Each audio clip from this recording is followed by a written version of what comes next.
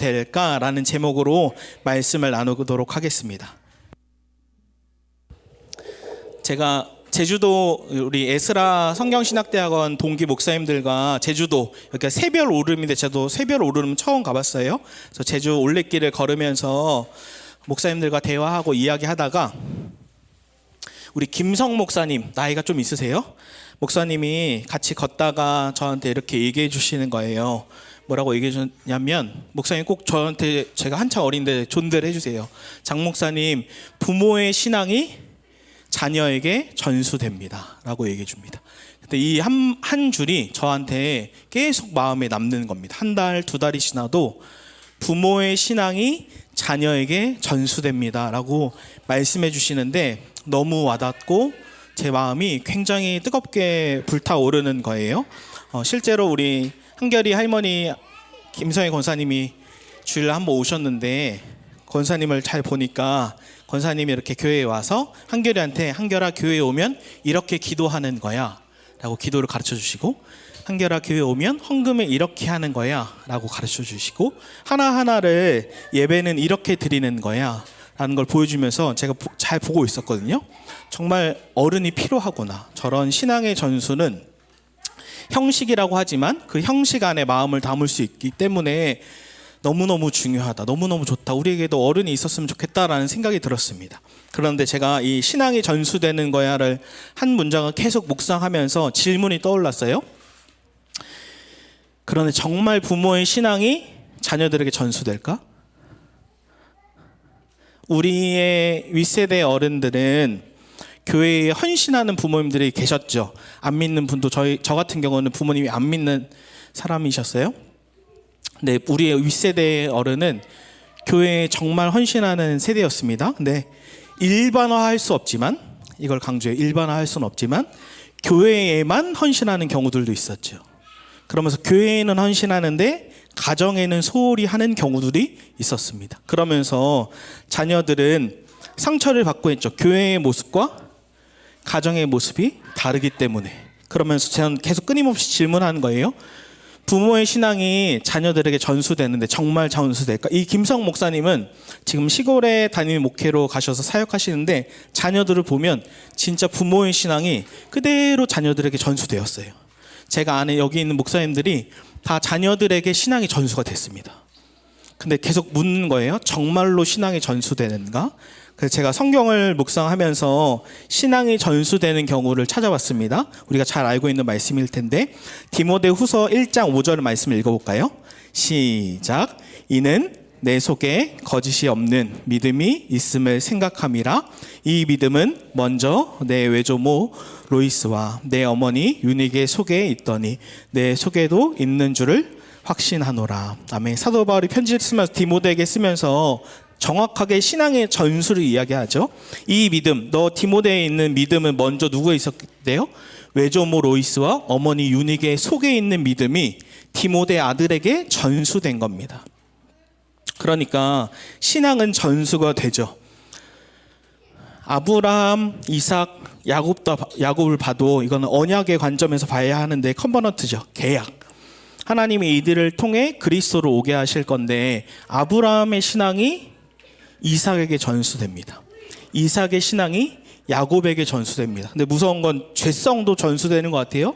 아브라함이 거짓말했던 것이 이삭에게도 야곱에게도 전수되죠. 그만큼 신앙에 전수되는가라고 할 때 성경 속에 정말 부모의 신앙이 자녀에게 전수됩니다. 근데 이 성경은 아주 예전에는 성경이 참 비현실적이다라고 생각했지만 비현실적인 부분도 있지만 잔혹할 정도로 현실적입니다. 정반대로 부모의 신앙이 자녀에게 전수되지 않는 경우도 있죠. 어느 경우죠? 사무엘은 어마어마한 믿음의 사람인데 사무엘 자녀는 믿음의 신앙이 아니었습니다. 하나님께 죄를 범하기도 하고 하나님이 기뻐하지 않는 일도 합니다. 심지어 다윗, 성경 속에 최고라고 얘기하는 다윗의 아들은 암몬은 성폭행을 하기도 하고 압살론은 반역하기도 하면서 부모의 신앙이 자녀에게 점수되지 않죠. 이제 자료를 찾아보니까 많은 경우는 엄마의 신앙이 전수된다. 그래서 뭐 사무엘의 엄마가 잘 양육하지 않았다 이런 얘기도 있지만 저는 어떻게 보냐면 성경은 신앙이 자녀에게 전수된다. 그런데 동시에 부모의 신앙이 자녀에게 전수되는 것이 필연적이지 않다. 반드시 전수되는 것만은 아닌 경우가 있잖아요. 샘플이. 그러니까 저는 이 질문하게 된 거예요. 그러면 어차피 부모의 신앙이 자녀에게 전수 안 되는 경우가 있으니까 우리는 포기해야 하는가? 아니면 혹시 전수될 수도 있으니까 우리 부모는 자녀를 향해 신앙이 전수되도록 책임을 다해야 하는 것인가? 이 두 가지 질문이 생겼습니다.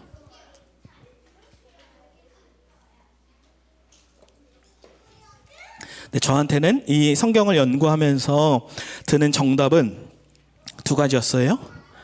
부모는 자녀에게 신앙이 전수되도록 책임을 다해야 합니다.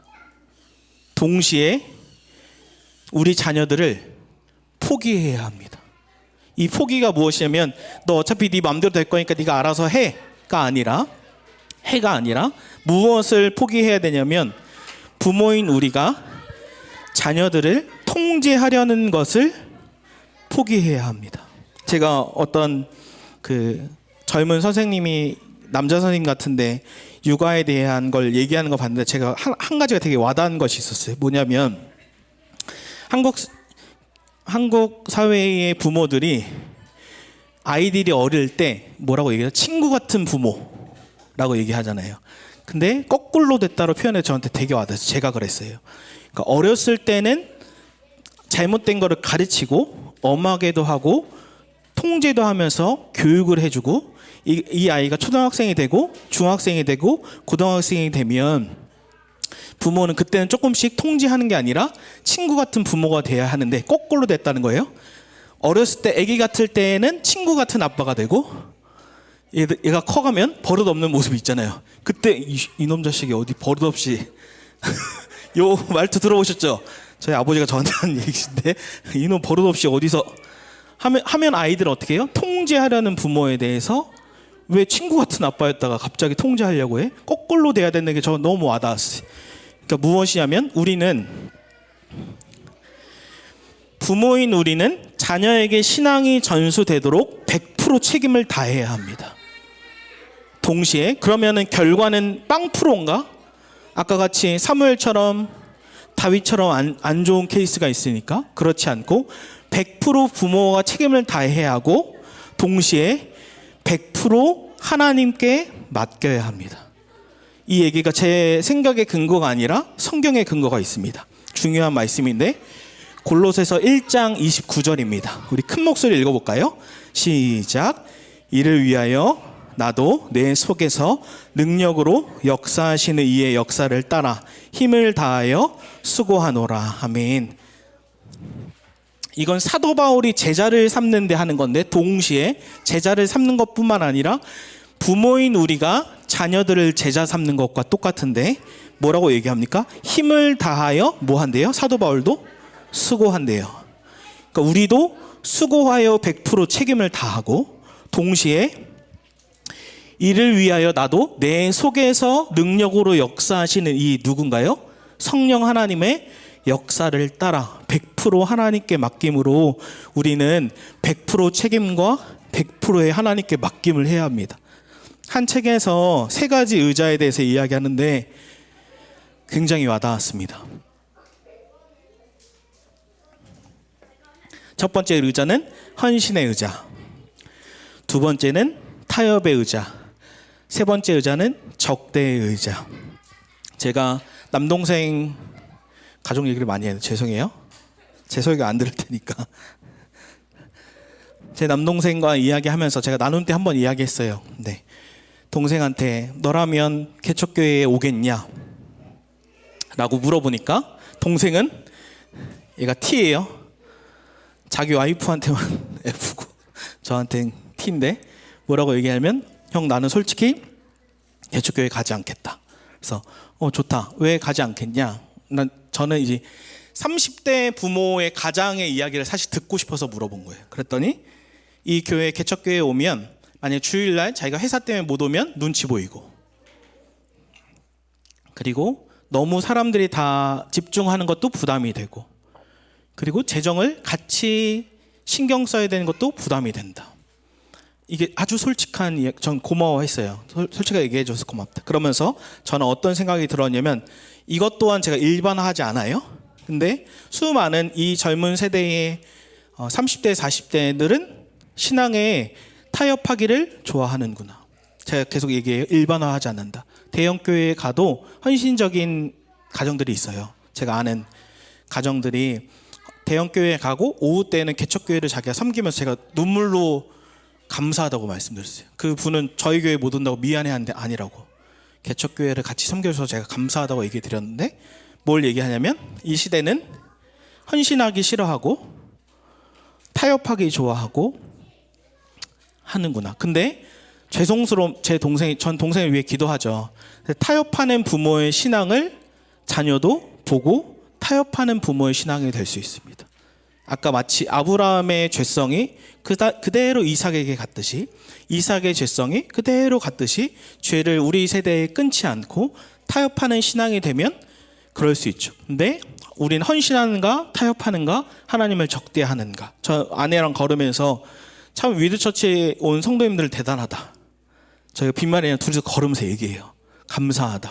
헌신한 세대구나. 근데 동시에 개척교회에 온다고 다 헌신될까요? 그렇지 않죠. 각자가 다를 수 있어요. 그러니까 질문하는 거예요. 한번 각자에게 질문해 보세요. 나는 부모로서 나의 신앙은 하나님께 헌신된가, 교회에 헌신됐다는 얘기 아니에요. 하나님께 헌신되는가, 하나님과 타협하고 있는가, 하나님을 적대하고 있는가. 저에게 질문했어요. 나는 장사나는 하나님께 헌신하고 있는가? 라고 질문할 때 하나님께 헌신됐지? 라고 얘기하지만 정말 그러한가? 라고 질문하면 아니요, 저도 타협하는 게 있더라고요. 근데 저의 갈망은 뭐냐면 타협하는 모든 영역이 헌신하는 영역까지 가기를 원하는 거예요. 저의 신앙이. 그 아브라함에 있던 죄성까지 하나님께 다룬받아서 저의 세대에 끊어내고 싶은 거예요. 다시 질문합니다. 우리는 지금 어느 의자에 앉아 있습니까? 이 헌신하는 세대는, 가정은, 부모는 100%의 책임과 100%의 하나님께 맡김으로 하는데, 질문이 드는 거예요. 그럼 어떻게 해야 내 신앙이 100%의 책임과 100%의 맡김이 될 수 있는가? 어떻게 해야 나의 부모의 신앙이 자녀들에게 잘 전수될 수 있는가? 라고 질문하는 겁니다. 그 열쇠가 오늘 본문에 있습니다. 마태복음 28장 19절 20절입니다. 우리 큰 목소리 읽어볼까요? 시작. 그러므로 너희는 가서 모든 민족을 제자로 삼아 아버지와 아들과 성령의 이름으로 세례를 베풀고 내가 너희에게 분부한 모든 것을 가르쳐 지키게 하라. 볼지어다 내가 세상 끝날까지 너희와 항상 함께 있으리라 하시니라. 아멘.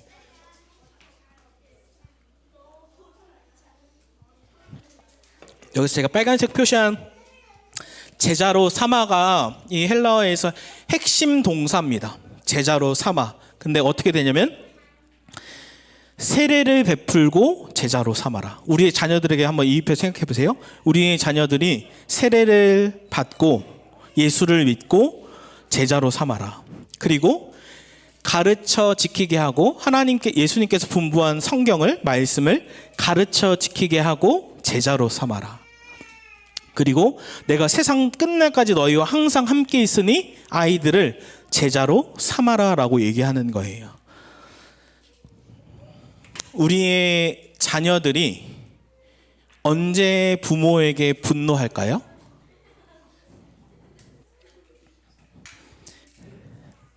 제가 한 사건이 생각이 저희 아버지 얘기해서 죄송한데 저희 아버지를 존경합니다.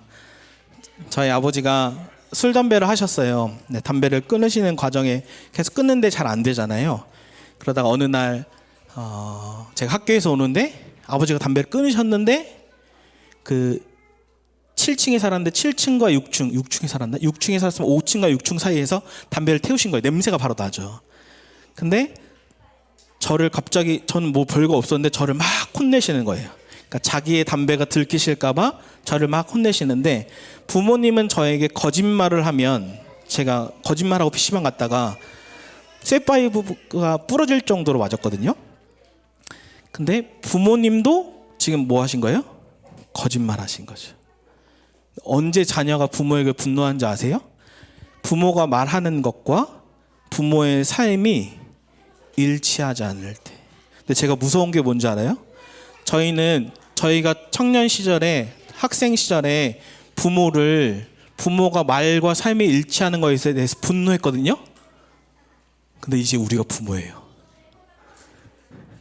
지금 시대는 목사가 가르치는 건 잘하는데 뭘 못해요? 지키지 않아요. 부모가 아이들에게 신앙을 가르치는 건 하는데 지키지 않아요. 우리 자녀들도 뭐에 분노할 수 있냐면, 부모인 우리 세대가 말로는 신앙을 얘기하면서 삶으로는 살지 않을 때, 말과 삶이 일치하지 않을 때 우리의 자녀들은 분노합니다. 제가 굉장히 찔린 한 글이었는데, 프랑스에서 실험을 했는데 이걸 얘기했네요. 대화 중 휴대폰을 보는 데는 거절당했다고 느낀다. 제가 이거에 되게 이 글을 보면서 프랑스에서 실험을 한 거예요. 핸드폰을 없이 대화할 때랑 또 한 번 실험할 때 핸드폰을 하면서 대화할 때, 그때 핸드폰을 하고 있을 때 실험의 대다수가 나는 무시받는다고 느낀다. 근데 제가 이걸 왜 설교 때 얘기하냐면, 제가 설교 작업을 핸드폰으로 메모장에다 뼈대를 계속 잡거든요. 끊임없이. 근데 제가 아이들을 향해 이렇게 하고 있구나 라는 생각이 들었어요. 근데 제가 자녀들을 향해 무시하기도 하고, 제가 자녀들에게 유민이의 핸드폰을 통제하면서 저는 제대로 통제받지 않고 있는데 아이들이 무시한다고 느낄 수 있고, 동시에 우리 가정에서 제가 묵상하면서 예수님이 가장 무시를 받는구나. 내가 핸드폰을 하면서도, 마치 우리가 나눔할 때 핸드폰 하고 있으면 어때요? 내가 말하고 있을 때 다른 사람이 핸드폰하고 안 듣고 있으면 무시받는다고 느끼지. 똑같이 가정에서 가장 무시받는 분이 예수님일 수 있구나. 아니, 예수님이구나. 내가 예수님을 얼마나 많이 가정에서 자녀를 보며 배우자와 함께 있으며 혼자 있을 때 주님을 얼마나 무시하는가. 저는 핸드폰을 하지 마세요가 아니에요. 아이들은 괜찮아요? 핸드폰을 하지 마세요가 아니라 우리가 얼마나 자녀들을 무시하고 상대방을 무시하고 하나님을 무시하는가. 아니, 장사나의 모습이 그렇지 않은가라고 돌아본 겁니다. 그럼 다시 처음 질문을 드리면, 우리 부모의 신앙이 정말 자녀들에게 전수될 수 있는가? 처음 질문이죠. 라고 한다면, 첫 번째로 네, 우리 부모의 신앙은 자녀들에게 전수됩니다. 그러나 필연적이지 않습니다. 반드시 그렇게 되는 것이 아닙니다. 그럼 포기해야 하는가? 아니요. 우리는 100%의 책임과 100%의 하나님께 맡김으로 우리 부모의 삶이 말과 삶이 일치하는 걸 살아야 합니다. 그러려면 어떻게 해야 되냐면, 박리무가 사모님이 이 세 가지 고리를 설명했는데, 하나는 진리입니다. 진리는 예수님이 십자가에 죽으시고 부활하시고 승천하시고 성령으로 우리 안에 내주하시는 것이죠. 성령님의 역사죠. 진리. 그리고 사명은 무엇이에요? 저의 사명은 성도들에게, 가정들에게 복음을 전하는 것이고, 우리 자녀들에게 다음 세대의 복음을 전하는 거죠. 근데 이 두 가지의 고리가 연결되려면 뭐가 있어야 돼요? 누림이 있어야 돼요. 부모인 내가 먼저 복음을 머리로 알고 있는 것만 아니라 삶으로 내려와서 내가 먼저 복음을 누려야 되는 거죠. 그래서 마태복음 우리 28장 20절에 가장 마지막 장 마지막 절에 뭐라고 말씀해요? 내가 세상 끝날까지 너희와 항상 함께 있으리라. 그리고 1장에 뭐라고 얘기해요? 23절에 임마누엘, 하나님이 우리와 함께 하십니다. 즉 우리를 구속하신 목적을 마태가 얘기하는 거예요. 왕이 우리를 진짜 구원하신 이유는 하나님이 우리와 함께 하시고 세상 끝날까지 너희와 함께 할 거야. 인크로지어서 처음과 끝을 얘기하는 거지. 진짜 하나님이 함께 하는 거야. 이것을 누리는 겁니다. 근데 제가 질문하는 겁니다. 어떻게 해야, 제가 일주일 동안 묵상한 게 이거예요. 어떻게 하나님이 나와 함께 하심을 누리지? 라고 끊임없이 저에게 묻고 묵상한 겁니다. 일주일 내내. 하나님, 제가 어떻게 가정에서 하나님과 함께함을 누릴 수 있습니까? 라고 질문할 때 한 문장으로 와닿았는데, 저번 주와 동일해요. 내가 너와 함께함을 믿으라 입니다. 제가 어저께도 생각을 해보면서 결혼하고 전도사, 아기가 어렸을 때일 것 같아요. 저는 저의 부끄러움을 나누는 편인데 전도사 시절이었어요. 아이가 갓난 아기였던 것 같고, 근데 제가 은밀한 죄를 지었습니다. 그때 좌절이 되는 거예요.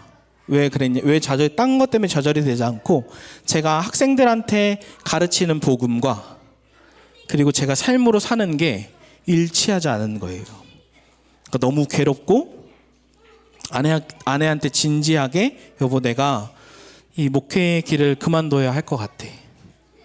왜냐하면 나의 말하는 것과 내 삶이 일치하지 않으면 난 가짜 사꾼일 수 있기 때문이야 라고 진지하게 얘기했어요. 그때 아내도 같이 울면서 기도해줬고 씨름하고 있었죠. 그때 예수님과 동행하는 것을 제 삶의 실험으로 해보고 있었을 때, 제가 아마 그때 신대원 다니고 있을 때였던 것 같아요. 그때 제가 혼자 있는데 죄에 반응하려고 했어요. 죄를 지으려고 했어요. 그때 제가 뭐라고 얘기했냐면, 혼자 있는데 죄를 지을 수 없구나. 제가 혼자 있는데 혼자 말을 했어요. 그때 왜 그렇게 얘기했냐면, 예수님이 제 안에 계시고 제 옆에 계시는 것이 마음으로 믿어졌어요.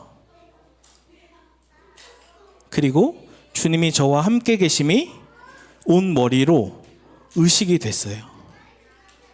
그리고 혼자 있는데 하나님이 저와 함께 하시니 온 몸으로 느껴졌어요. 그때 죄를 지을 수 없구나 라고 고백하고 죄에서 승리하고, 제가 너무 기뻐서 아내한테 이야기했어요. 제가 이 얘기 왜 하냐면, 이 메시지는 주님이 마태복음 28장 20절의 말씀처럼 장사나에게 주는 거구나. 내가 너와 함께함을 믿어라. 사나야, 내가 너와 함께함을 믿어라. 제가 오늘 아침에 일어나서 연예인들이 막 지금 여러 가지 이슈들이 계속 터지잖아요. 뭐 정치적이다 뭐하다 얘기했는데, 전 다른 거가 아니라 모든 사람의 죄는 결국에는 밝히 드러나는구나. 여러분 감당하시겠어요? 우리의 죄가 아이들에게 다 들통이 나면 감당할 수 있으시겠어요? 목사인 제가 저의 숨겨진 죄들이 다 발각이 나면 감당할 수 있겠나? 주님이 이 말은 저를 살리는 말이고 우리 부모를 살리는 말이에요. 너는 정말로 내가 너와 함께함을 믿어라. 그 주님의 말이 일주일 내내 묵상이 되면서 하나님이 나를 살리라는 말이고 부모를 살리라는 말이구나. 내가 너와 함께함을 머리가 아니라 진짜 믿음으로 누려라. 저번 주에 저는 먼저 믿으라 라고 했고, 이윤서 지사님은 그냥 믿어라 라고 얘기한 것처럼 진짜 하나님이 나와 함께 하심을 믿어라. 그게 우리의 살 길이구나 라는 생각이 들었습니다. 왜 하나님이 함께함을 믿어야 합니까? 함께함을 믿어야 부모가 말하는 것과 삶이 일치할 수 있기 때문입니다. 우리 자녀들에게 부모인 우리가 말하는 것과 우리의 삶이 일치할 수 있기 때문에 우리는 내가 너와 함께함을 믿어라, 이것을 마음에 새겨야 합니다. 그럼 작은 적용으로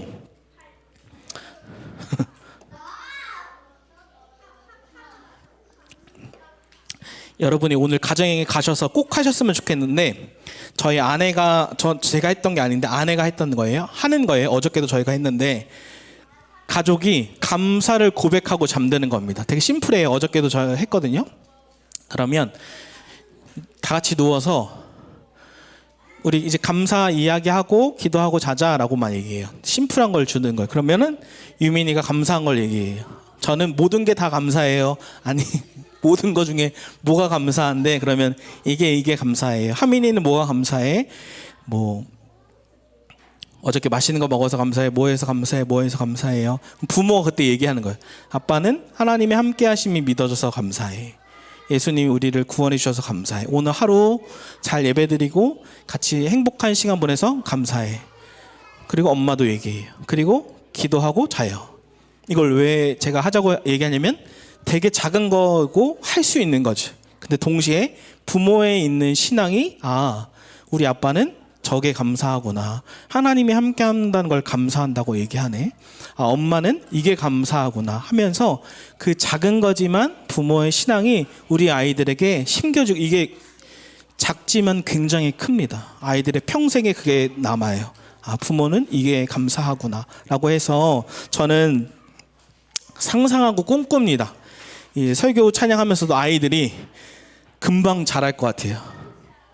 우린 금방 늙을 겁니다. 이 아이들이 청년이 돼서 제가 이 설교 찬양하면서 새벽 이슬 같은 청년들이 신앙이 전수돼서 아이들이 하나님을 찬양하는 걸 제가 꿈꿔요. 상상하고. 너무너무 좋겠다. 우리가 그걸 꿈꾸기 때문에 하나씩 해보는 것이죠. 둘째 하민이가 계속 학교에서 유치원에서 애랑 비교하는 거예요. 스스로를. 자기가 다 1등 해야 되는 거예요. 그래서 제가 얘기해 줬어요. 아내한테도 얘기해 달라고 그랬어요. 둘째야, 너가 최선을 다해 하는 건 좋지만 1등 하지 않아도 괜찮아. 엄마 아빠는 너를 있는 모습 그대로 사랑해. 얘기하니까 얘가 스트레스 받아서 배 아프고 막 잠 못 자고 그래요. 그 정도로 열정이 있어요. 근데도 이게 복음적 말을 해주는 거죠. 너가 최선을 다했고 그럼 그걸로 충분해. 너는 진짜 우리의 복이고 너를 있는 모습 그대로 사랑해. 우리 아이들에게 하나님 우리가 이렇게 해주세요가 아니라 이 아이를 우리의 다음 세대 자녀들을 그대로 믿어주는 거예요. 하나님이 진짜 이 아이들을 축복할 거다. 우리 같이 오늘 말씀을 기억하면서 찬양하고 기도했으면 좋겠습니다.